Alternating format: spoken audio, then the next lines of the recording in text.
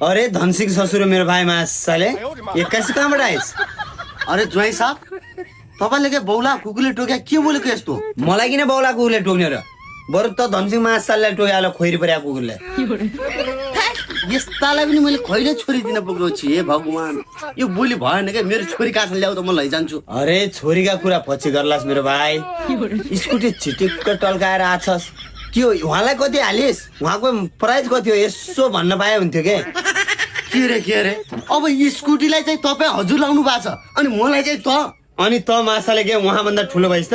उहाँको त प्राइज 3-4 लाख रुपियाँ पर्छ। तेरो प्राइज पर्छ त्यत्रो 3-4 लाख। तँलाई त फुट्याकोटे 5 रुपियाँ पनि किन्दैनस्। अरे ज्वाइँ साहब तपाईँ जस्तो मान्छेसँग बस्नु भन्दा त ऊ त्यो गोरु छ नि त्यो गोरुसँग बस्नु बेस छ यार। छ्याम मान्छे मासाले धनसिंह लाने के को ऊ त्यो गोरु हो र फेरि रेस्पेक्ट दिनु पर्यो नि। उहाँ गोरु हजुर सिंह राज गोरु सिंह राज भन्नु पर्यो के। यस्ता घरकोमा पनि के बस्नु त लाग्छ म। अरे धनसिंह एकछिन रोक न मेरो भाइ।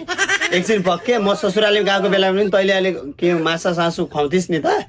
त्यही भएर यहाँ एकछिन अन्डाहरू हुनुहुन्छ 2-4वटा अन्डाहरूलाई मैले उमाल्छु। नास्तामा त्यो खाएर जालास।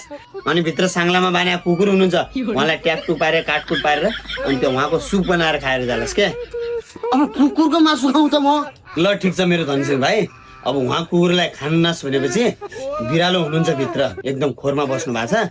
उहाँलाई काटिदिन्छु उहाँ खालास भयो।